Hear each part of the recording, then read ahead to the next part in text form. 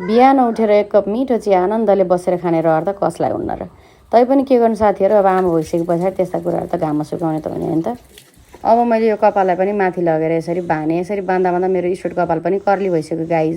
त्यस पछाडि चाहिँ मैले उल्टो सुल्टो कपडाहरूलाई पटाए जस्तो गरेर दराजतिर लगेर हालेँ। अब यो दराजमा हालिसके पछाडि चाहिँ अब यही मौका हो भनेर चाँडो ओछ्यान पनि मिलाउन थालेँ। नानी सुत्दा बेलामा सबै कामहरू सक्न पाए चाहिँ अलिकति आनन्द हुन्थ्यो भन्ने भएर म चाहिँ भट्टाभट फटाफट काम गर्दैछु गाइज। अनि त्यस पछाडि अब मैले यसरी झाडु लिएर अब उता गएर अर्को रुम पनि बढाउन थालेँ। अब बच्चा घर फोहोर बनाइ गर्छ होइन, अब सफा त गरिरहनु पऱ्यो। अनि टक्क सफा गरिसके पछाडि चाहिँ हिजो राति बिगारेर सुतेको ओछ्यान पनि यसो मिलाइ पारेर टकटक आएँ। त्यस पछाडि भन्दै नानी पनि उठिन। नानीलाई लिएर किचनतिर लागेँ। किचन गइसकेपछि नानी र म एकछिन खेल्न थाल्यौँ। अनि नानीलाई मैले यसो भुलाउनको लागि भनेर पपकर्न पनि दिएँ। पपकर्न दिइसके पछाडि यता फर्सी बसालेको थिएँ।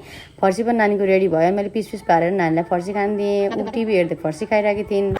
अनि म पनि यता खाना पकाउनतिर लागेँ। यसो हेर्छु त नानी त फर्सी छोडेर टिभी हेर्न थालिछन्। फेरि आफै गएर खुवाउनु पऱ्यो भनेर आऊ भनेर खुवाउनु लागेको त खानै मान्दिनन्। किन होला भने त फेरि उसलाई आफै खानु पऱ्यो अरे। अनि बल्ल सकिन्। त्यस पछाडि सबै काम सकिसके पछाडि मैले अब यसरी ग्यास पुसपास पारेर 1 गिलास निम्बु पानी खाएँ। अनि माथि गएर अघि ड्राई गरेको कपडा सुकाउनु पऱ्यो भनेर लागेको, नानीले मलाई के सुकाउन दिन्थ्यो र। त्यस पछाडि नानीलाई मैले झोलुङ्गोमा हालेर अब बाँकी कपडाहरू सुकाउन थालेँ। अनि सबै कपडाहरू सुकाइसके पछाडि चाहिँ मैले यसरी क्लिपहरू टक्क लगाएर सबै कपडाहरूलाई तानातुनुक पारेर सुकाएँ। यति गरिसके पछाडि त मेरो आधी काम सक्यो भनेर यस्तो खुसी लागेर आयो गाइज। अनि त्यस पछाडि फेरि आमाबाट एकछिन मेडिटेसन गर्न छोडिदिएँ नातिनीलाई।